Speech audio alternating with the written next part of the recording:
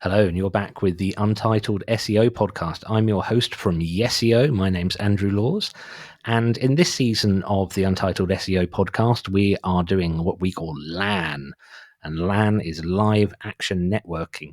I've been working in marketing for over 25 years now, and I've always been bothered that people in marketing don't spend a lot of time just hanging out with each other. We might go to conferences and give talks and be very official and very kind of stiff and proper, as it were. But we don't ever just have a good chinwag. So in this season, I'm finding interesting people to speak to and getting to know them live during the recording. And I am very honoured to have a guest with me today. Honoured guest, would you like to introduce yourself? Yes, Andrew. My name is Jeff Beale. I'm known as Mr. Marketology, and it's an honor to be on the show. I'm glad to have the chance to meet you and network. Like you said, not too many times that you just get out and get to just chop it up with somebody and just talk business and not talk business in a sense. It's always the relationships. I find that even with in-person networking, the people who I talk to about generally things that aren't connected to marketing or aren't connected to work, they tend to be the people in the long run that I end up actually working with. I think I Yeah. don't. Just for listeners, whereabouts in the world are you, Jeff? I'm in Atlanta, Georgia. So the place where everybody talks about, unfortunately, our football team a lot of times All right. Okay. talk about. But yeah, it's Atlanta. That's where I'm at. So I'm in the UK, and at networking meetings here, in-person ones, which we're sort of just about back to now, we're about doing that again. Tend to find that some people who come in very heavy with the heavy sell, and they've got their stack of cards, their business cards, and they're trying to pitch to everybody. Those people never do well. I agree. I agree. Actually, I had a client I told that I was telling him with his campaign to build relationships with verticals that speak to his audience. And so I'm saying, look, just build relationships. He's like, yeah, I'll tell them about my sale. They don't want to know about your sale. Well, I'll tell them about the benefits I can. They don't want to be your salesperson.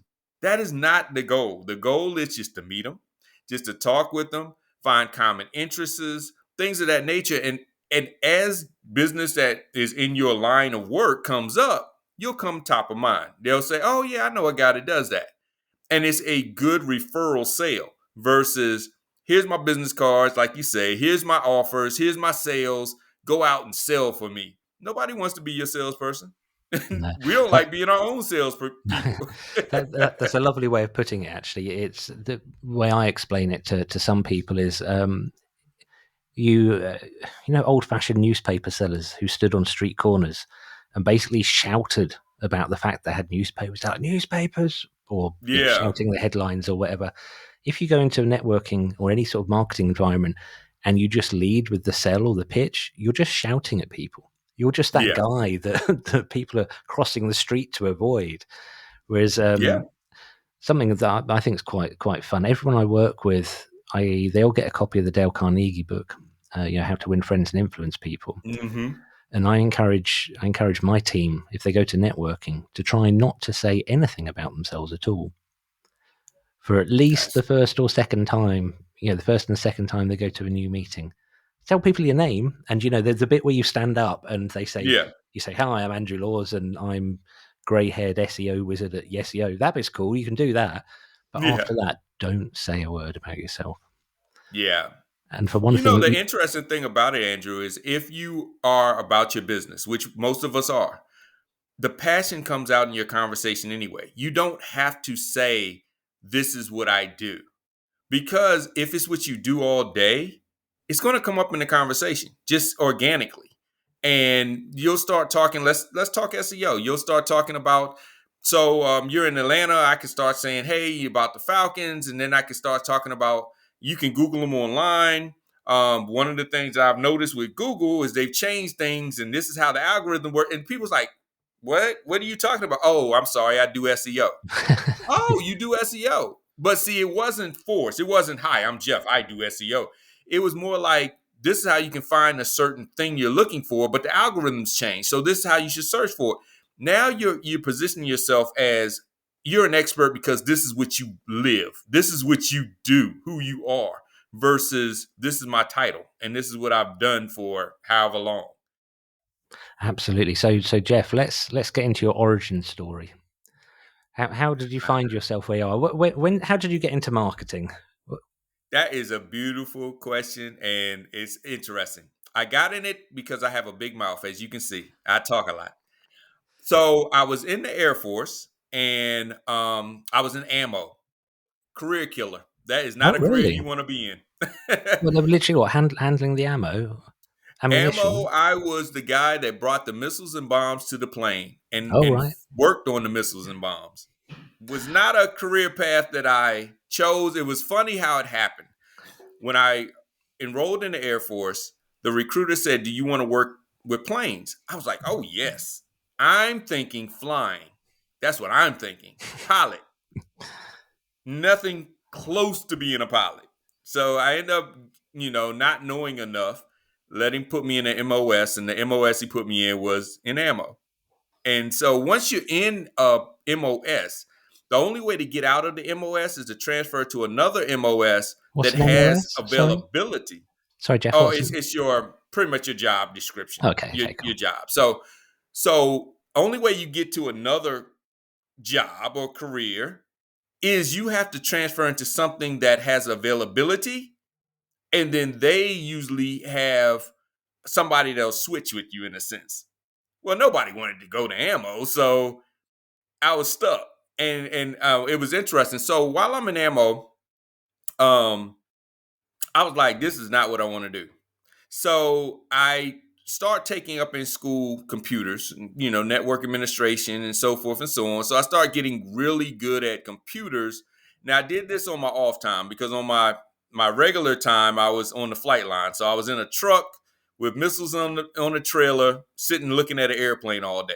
That was my job. And so as I got better at it, I started to notice that our website was a symposium that we were doing was horrible.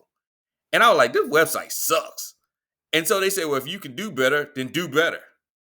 So the challenge was put. So I started doing the website, got into web development. So after that, then I said, well, nobody can find you. Now, this was when Google, this was in the mid 90s, early 90s. So this was Google wasn't even really a thing. It was Yahoo. It was, so they were like, this sucks. So they said, well, if you know better, do better. So I end up getting this. Now, mind you, Andrew, I'm not getting paid extra for this work. I'm just getting tasked to work because I Mm. opened my big mouth. So as I started to learn it and I got out the military, I ended up getting hired by an agency that wanted to sell to the military. So they wanted to sell to it. They figured since I was getting out of it, the relationships were there. So got into that, started doing websites, and that's where my career started with websites. But as I started doing websites, I started noticing people had these beautiful websites. Really, back then they weren't that beautiful, but they had these websites, but nobody could find them, so they weren't really worth anything. So that's when I started to get into SEO. End up moving here to Atlanta. Got with an agency, 360i, awesome agency. Taught me a lot. Started to learn SEO more, SEM. So both sides of the fence. And then from there, went in house. Started working with companies in house. Worked my way as an executive, director of marketing, things of that nature. So as I started to look at SEO, of course, SEO isn't enough. I mean, they might not find you. So I started to dip and dab into paid search, into social media. And then I started falling in love with marketing automation. And so that's where the Mr. Marketology came into play. I started to look at it's not one channel that's going to sustain your business. It's a connection of channels that work together in your common goal. And so that's when I started to look at automation, look at strategy. The tools may change, the trends may change, but the principles are the same. So I started looking at more of let me help you with your strategy, build out your strategy, and let me show you how you can automate it because a lot of people don't have the desire or time to do it all every day themselves. And make it easy. Let the machines work. Now AI is definitely letting the machines work. So let the machines work. Automate it. Got into that. And that's where I'm at today. I mean, it's kind of more of it started with me opening my big mouth and telling people that their babies were ugly. So that's how it started. It's such a I'm we're not completely dissimilar story. In fact, I started building websites opposite an American Air Force base. Um, Here in Suffolk, there was a very large base called Bentwaters and another one called Woodbridge. This is back, I'm old enough to remember Cold War, and I'm guessing we might be roughly a similar age here. But my boss at the time he'd worked several jobs in the Air Force, and then when the base shut, it was naturally his service was up, so he left and hired me, and we built computers and websites and stuff. Same thing though, just going. There was this really odd vibe at the time that if you had a website that somehow it would be a build it and they will come thing. People used to brag Yes. because not everyone had websites in the 90s. People would say, why should you work with us? We've got a website. And I can remember thinking, Mm-hmm. what? That doesn't make that doesn't make any sense. It just means someone can use Notepad and knows rudimentary HTML.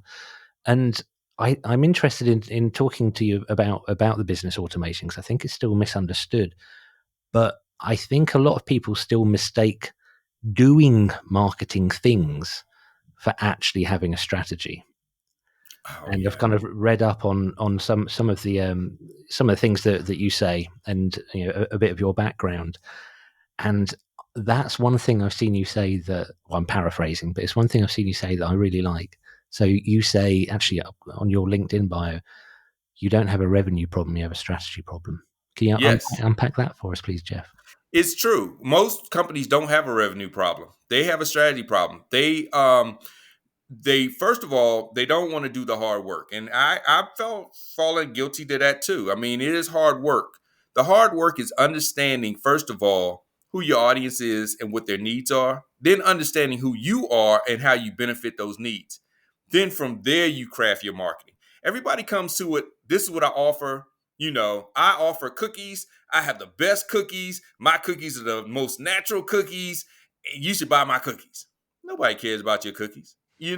So it's one of those things where you understand your audience and you understand their needs first, and then you understand how you benefit those needs, and now you can put yourself in a unique position of why you are the best choice for whatever you offer. Then you start with your marketing message and your offer, and then you start with your website, your funnel. All the other marketing stuff comes after that. But the hard part is most people just come out and say, this is what I have. Let me Google and find the average price. Let me price myself accordingly, and let me go out here and, like you say, shout. Let me shout and be the loudest shouter in the room, and hopefully somebody will do business with me. But really, when it comes to long term scaling, lifetime of a customer, it's usually not what you're offering that they're buying. I tell people all the time, people do not eat at McDonald's because the food's good. The food's sorry. Everybody knows the food's sorry, but it's the convenience, it's the location, it's a lot of other things that McDonald's sell you that you buy. People don't even realize McDonald's, one of the marketing genius that McDonald's does, and Disney does the same thing. They get ingrained into you as a child that it's a reward to be a part of whatever they're doing. It's a reward. So psychologically, it's rewarding yourself to go to Disney. It's rewarding yourself to go to McDonald's. Has nothing to do with what they're offering. It's the feeling of I'm rewarding myself. I deserve this. I tell people all the time, they don't sell you what you think they're selling you. So once you understand that, you start building the strategy. Now, what I also tell people when it comes to the revenue problem, stop looking at the what's not working and trying to fix that, and look at what's working and replicate that. People spend so much time trying to figure out, well, this isn't working, we need to fix it, versus saying, oh, I get the majority of my clients or customers through referrals. And most of those referrals come to, meeting people out and about. And I don't even talk business, like you say, and they refer me business. Well, if that's what's working, stop spending all this money on these clever ads with clever messaging that when you ask at the end of the day, which a lot of people don't, a lot of smaller business don't track. Larger business, they do the numbers. It's data-driven decisions that they make. It's like, okay, so I'm on Instagram. I'm posting every day, 2-3 times a day. How many sales did you get from Instagram? None. But I need to keep selling on Instagram. You're not selling on Instagram. You're just wasting time on Instagram. So, how are you making business? Well, I make business whenever I go to the golf course and I talk to somebody and they refer me this big client. Well, how much is that client worth? Well, that client's worth $20,000. Well, you need to go golfing more. You enjoy it and you get good business from it. And that's what I tell people. You haven't built out the strategy because you haven't even thought about a strategy. You're thinking more about, I need to be on this because it's a trend, because all of my competitors, what they don't even realize, a lot of these industry benchmarks may not even be apples to apples with you in your business. You may be looking at a report, and that report is reporting on, let's say, a larger agency. And you're looking at, they're saying this is what you should be doing to grow your agency. But you're dealing with an agency that's actually got seed funding and rounds of funding. It's a different animal. Because here's the thing. If they've got use or lose money, they've got research and development money, they can try a whole lot of different things, see what works, what doesn't work, but they have enough money to sustain it. And they're not going to tell you about the ones that don't work. Exactly. And they don't tell you about all the other combinations that make that work. See what I'm saying? Think about this. Elon Musk sells Teslas, custom made. People wait almost a year for their car to be developed, and he sells them at 6 figures a pop in most cases. But you can't go out and say, I'm going to sell you a car, give me $100,000 up front, I'll build you the car and get it to you a year from now. See, he has that funding where he can do that. He has the funding to do a lot of press releases, a lot of media appearances. He has so much other stuff going on that people want to be in a Tesla because of a lot of other factors. And you now are a car manufacturer and you're saying, well, I'm going to sell my car for a lot and you're going to wait. And no, you're not Elon Musk. So realize where you are, realize who your market may be, and then serve that market. And that's where the strategies come in. That's where you sit down and you plan and you plan and you plan. And then you say, this is what's going to work. And then also you got to track, measure, and make data-driven decisions. And nowadays with AI, that is so much easier because you can just pump a lot of that information into the learning machines and they'll spit back what predictive results you should have.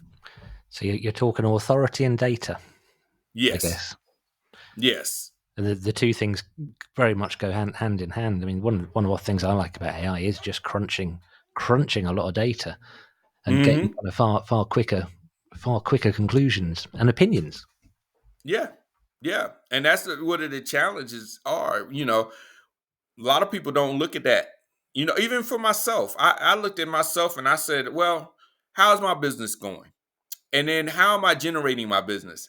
And I was falling guilty of that. I was like, oh, I need to be on social. I need to do this and that. But the majority of my clients didn't come from that. And so I said, well, I'm spending all this time doing this instead of doing what's working. What's working, if I spent time doing that, then I wouldn't have to, I may do the other stuff just to be in the public eye, just to be, grab attention, like Gary Vee say. But that's more of, if it works, great. If it doesn't, it was a good test. But, sticking my I guess you would say line in the sand on the things that I know that work. Now, if you are just starting out in business, it's hard to do that because you don't know what works because nothing worked yet. But most companies, after you've been in business a year or two, just take a year's worth of data, start looking at it, see what works, and then you set aside a little bit of money for research and development. Because this is the other thing, things don't work forever.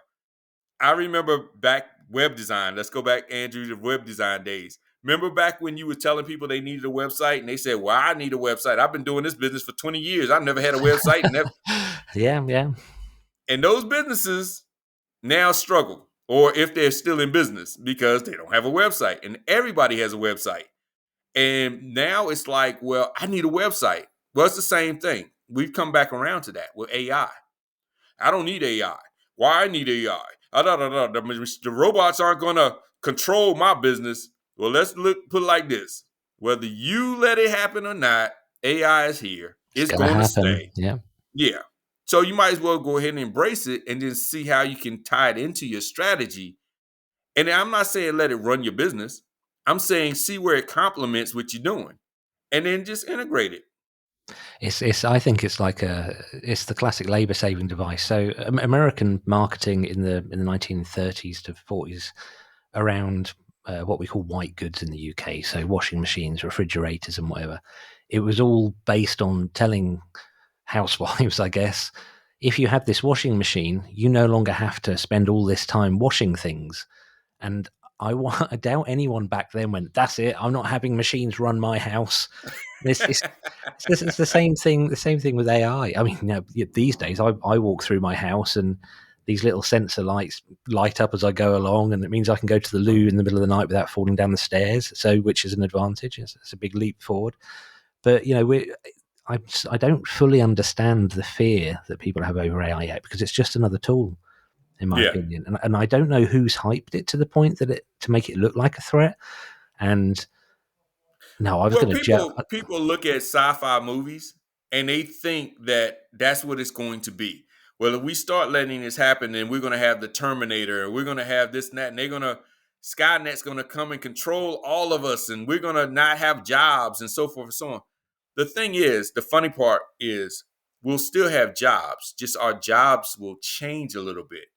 Instead of you being the graphic designer that has to physically go into Photoshop and design this graphic, now you have to be the graphic design expert to know what to put in as a prompt and let AI go ahead and do it. It's still the skill is still filtering the output. Yep. I've just realised, Jeff, this might blow your mind. It might not, but in the room just out there is somebody I used to be in a band with in Hmm. 1994, 95. And he lived the other side of town from me, and he didn't have a telephone. His parents didn't have a telephone. So to book a band practice or organise a gig, we used to write letters to each other. So writing on a piece of paper, putting a stamp on it, walking it to the post box. It would then be like 24 hours to get. Well, it would probably go into London, go to a sorting office, and then come back out to where we are in Ipswich. He'd Hmm. read it, and even if he wrote a reply letter straight away, there was like a 3-4 day delay in Yeah. all communication. And yet, the fact that I can now send him an SMS message, I take for granted. And Yeah. what I really want to see is what in 5 or maybe 10 years' time we're looking back on and go, oh my goodness, can you believe we used to have to do that Yeah. manually? And that used to take like half a day, and that will just be something that we now take for granted. Exactly. And a lot of us are already doing that. Think about how long it takes you and your team to research your audience to say this is going to be the new offer. It usually takes months of meetings after meetings after meetings and meetings to talk about meetings um, to do that. Now you can just put in a prompt, say, hey, based on this information, based on our historical data, tell us what our ideal customer looks like. And it will literally not only give you your ideal customer, it'll give you your avatar as well. And you can say, oh, this is exactly who I need to target. And then whenever you get off track, you can go back and look at it. This is exactly what I need to target. And the beautiful thing is, as it ties into your data, it's not guessing, it's not saying a benchmark. So let me give you an example of a benchmark hack trick in a sense. We'll talk SEO because this is what we talk SEO.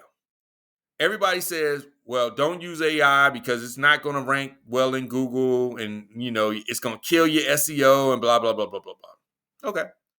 Google got Bard, Gemini. Google's heavily invested in AI. Do you not think that Google is not going to leverage AI?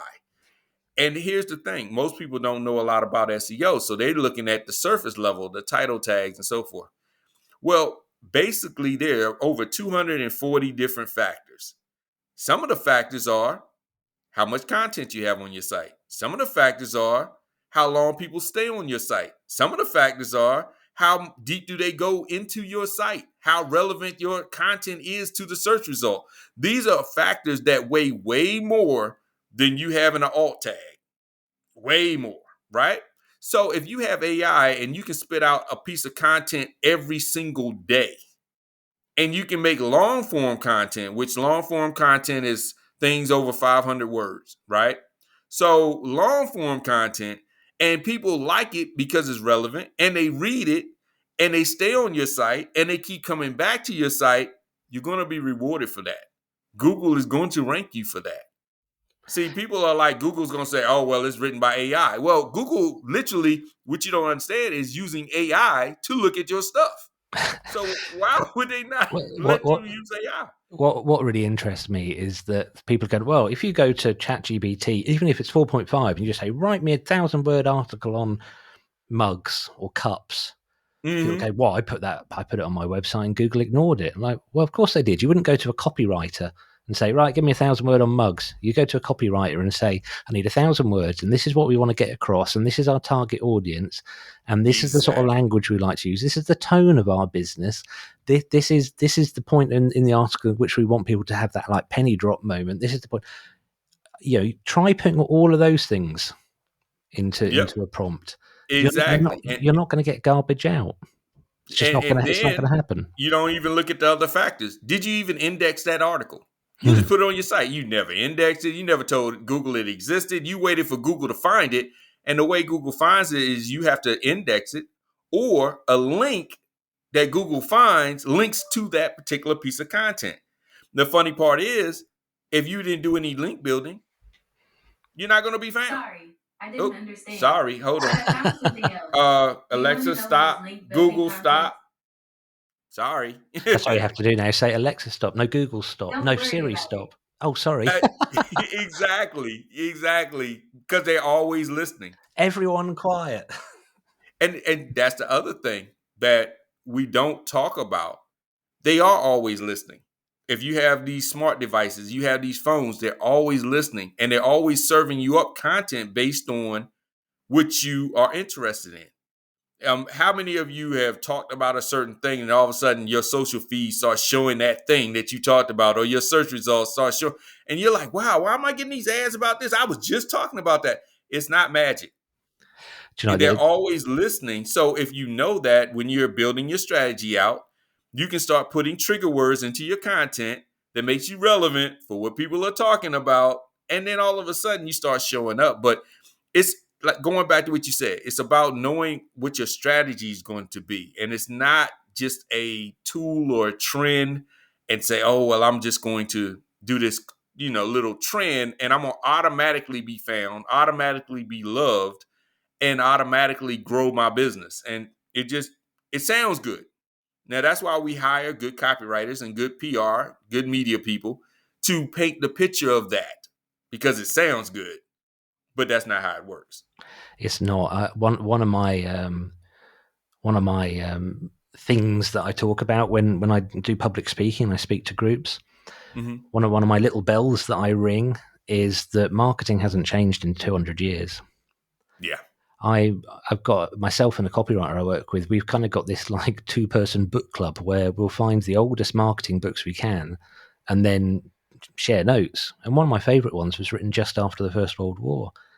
There's things in there that just have not changed. It's so fundamental. Learn your audience, learn what motivates them, learn how to serve them. That's Yeah. we do it with different tools now. But if you're I love that you're talking about Instagram, because I think social has been missold by the people who own social really Yeah. badly, because you're just hollering into a void. Pretty much always you are in a cave shouting to yourself most of Yes. the time. Yes. And they've got everybody buying into the myth, but we don't really realize what social really is selling. Social's currency is attention, like Gary Vee would say. It's attention, and they're really selling you dopamine. Mm. They're selling you that dopamine that keeps you scrolling. I remember one time I looked at the end of the week, I looked and my phone said, this is what your activities have been. And I spent 14 hours on TikTok. 14 14 hours. hours on Do you know, TikTok I've got a teenage in a week. daughter, and I don't think she's ever spent that long on TikTok. And I would love to tell you, Andrew, that it was business related, but it was not. Cats? It wasn't. It was just scrolling, looking at people's stories and entertainment. And that's what they're selling, if you knew what was behind the curtain, then you could understand it. People think, well, Google search results is just because they want to serve you. No, they're selling ads.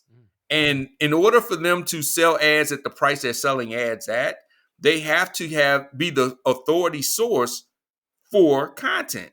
And so people come there, and since they go there, they say, well, because we can identify the audience that comes here down to the least little thing, and we can get you in front of that, it's going to cost you this. So that's their business model. But if you don't know that, you're thinking it's just by happenstance and luck.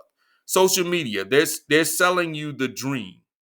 You don't know how many arguments, Andrew, I get into with people that say, well, this influencer has a private jet and a Lamborghini and I'm like, no, they don't. I have a lot. Yes, they do. And I'm like, I know they don't because I helped with the campaign and we rented all of that. And I'm telling you that they don't, and they're like, no, you can't. How can you tell me when I have the invoice? I can tell you that they don't. And so it's funny because social sells us this imagery and we buy into it. And so businesses, that was more on a personal level, but business wise, the business looks at social and they compare themselves to these companies and they compare themselves to these influencers and they believe the hype too. We need to be doing this because Amazon's doing it. But you don't know Amazon's model. Amazon has a lot of other moving parts that make that work. You can't do 2-day shipping if it's you and 5 other people in your whole business. Jeff, did you have the saying growing up that, like, I don't know if it's just a British thing, but if you're caught here, if you're caught doing something stupid with your friends, you say, "Oh, but my friend was doing it." Parents Mm-hmm. say, "Well, if your friend jumped off a cliff, would you do that?" Yeah. Yeah, I Yep, always we think, I used to think, have that saying. yeah. So Yep. I think that's social media. Yeah. Like what reason is there that you would do that? And here's the funny part. The ones that jump off the bridge usually have a parachute or a bungee cord, but you jump off with nothing because everybody else is jumping off. So I'm going to jump off too. Mm. And then once you get in the air, you see, wait a minute, he didn't tell me about the parachute. God, that's such a good analogy. I really like You that. know? That's tidy. I really like that, Jeff. Yeah. Yeah. And that's what a lot of businesses, even I've been with some Fortune size companies, and they're like, we need to do this because this other company's doing it. It's like, why? I mean, you don't, because that other company isn't even in your industry. They're not even apples to apples, but you're looking at they're in the news a lot. Yeah. They're getting props because of this and that. No, understand your lane, stay in your lane, and your audience come to you for your uniqueness. They don't come to you because you're like that other company, because if that's the case, they'll just go to that other company.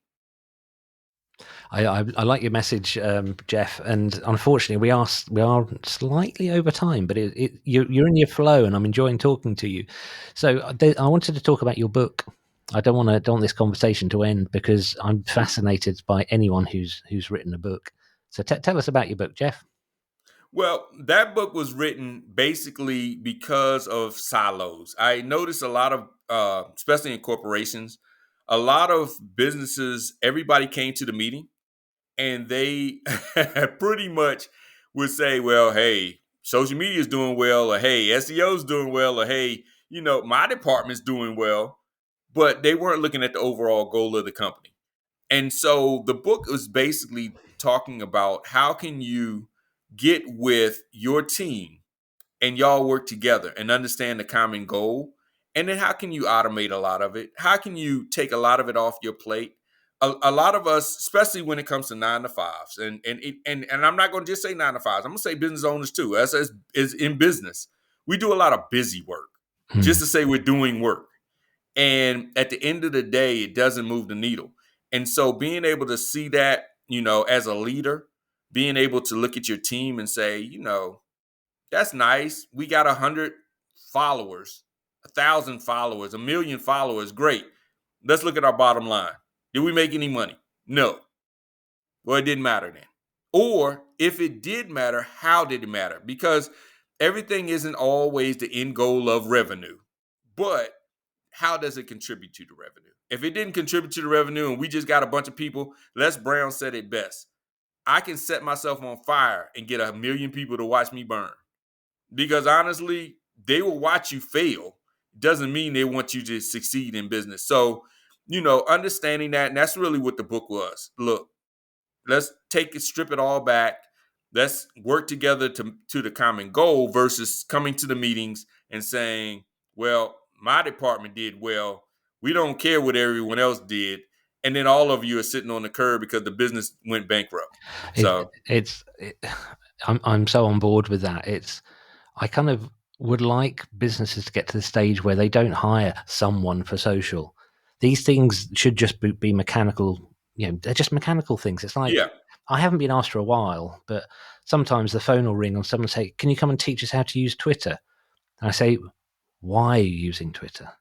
yeah, Because the mechanical stuff of, right, put your text in that box, press that button, well done, you've tweeted. That's irrelevant. Mechanical things change. They're dull. It's like, going to buy a new car and yeah. going, well, how do the push rods in this car work compared to my previous car? Like, who cares? It doesn't matter. Exactly. And the funny part about that is a lot of your social media team doesn't even talk to your copywriters. That's what I mean. It's I mean, it funny. should be a machine. It should be Exactly. the It's whole like, how car. do you write for social, but your copywriters are writing for your website and your blog, and they're writing something totally different. And you got your PR team, they're writing something totally different. You don't have a company voice because nobody's talking to each other. They all just doing it the way they want to do it. And you are so on point with that because a lot of times we get lost. I remember one time I was talking with a client and I was trying to develop a strategy. And then I said, well, I can give you a list of 1,000,000 people. You can buy a list. Okay. We all know in marketing, buying lists, yeah. Yeah, you just pretty much rolling the dice. I mean, I'm not going to say you're throwing your money away because sometimes they work, sometimes they don't, but it's probably not the best thing for you to do. But when it came to buying a list, that client literally within 10 minutes paid that invoice. When I started talking about building a strategy, they still haven't done that yet. It's. I think we're on the bleeding edge here, Jeff. I really value people who actually kind of put these things into words, into books, because books have a sort of a gravity that I still don't think is quite matched by other platforms. Oh yeah, But yeah. just want to celebrate you kind of putting that message out there because it's so important. And every time you mentioned earlier about people saying Google move the goalposts, and they don't. They just get better at sniffing out junk. And this whole thing of it's not the mechanics, it's not the delivery, it's the strategy. So when I did a LinkedIn Live today, I don't know if you played with that LinkedIn audio. Oh yeah, I like LinkedIn Live. Yeah. Well, I was on one of those earlier, and we were saying that when schema code first became a thing, so for listeners, if you type for hotel information or whatever, and Google gives you that information on its result page, you don't have to go through. I had clients throwing their arms up and go, "That's it, it's rubbish. They're just stealing our content." I was like, no. We need to be there. You need to be there. And what I'm really looking forward to in the next year is the Google AI results. So when you type it in, the little AI box is going to actually give you the answer. Oh And yeah. what that's going to do, it's going to force everybody in SEO and therefore everybody in digital marketing, and more importantly, business drivers, marketers, to up their game, get better. I love any development that makes us get better at serving humans, not You're right. algorithms. You're right. And it's I would give you a year or two before that comes into play. Because Copilot already does that. U.com already does that. And if you don't think that Google is about to release it, the big boys, they don't really come up with new ideas. They just find people with great ideas and they either figure out how they can duplicate it or mimic it or just buy it. Yeah. Flat out. So it's here. I mean, they're trying it with Bard. They're trying it, but Bard's not there just yet. But yeah, as you can see with like if you go to Edge, do Microsoft Edge or go to Bing, when you come up with your search results, right beside it now on the right rail is the AI version giving you another piece of content. I love this. I love that it feels like the Bing fight back, because like you, we used to optimize with these rules for Alta Vista, these ones for Hotbot, these ones for Ask Yeah, Jeeves, and it's become very homogenous, and I don't think that's necessarily a positive thing. So I am going to have to wrap up, I'm afraid, Jeff. sure. Give me a parting thought. If someone's listened to the whole of this conversation, which has been really interesting, if you wanted them to remember one thing, what would it be? I think the best one is you don't have a revenue problem, you have a strategy problem. I mean, focus on your strategy. Go back to the principles of marketing. Look at who you serve. Like I love what you said. You know who you serve, how you serve them, how do you benefit them, and then at the end of the day, it is about building relationships. Anything in business is about building relationships. Let's get away from all the magic that we have in marketing, and start getting back to just building strong relationships and helping serve people that need what we have. And I think that's really what it comes down to.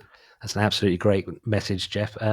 Right, listeners, we will. I'm going to ask you to check the show notes, because there's going to be links to find Jeff on LinkedIn and any other interesting links of Jeff's that I can find.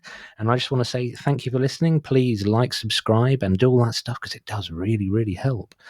So anyway, Jeff, I'm going to say goodbye. Would you like to say goodbye? Oh, yes. Thank you so much for having me on, Andrew. This was fun. It was great.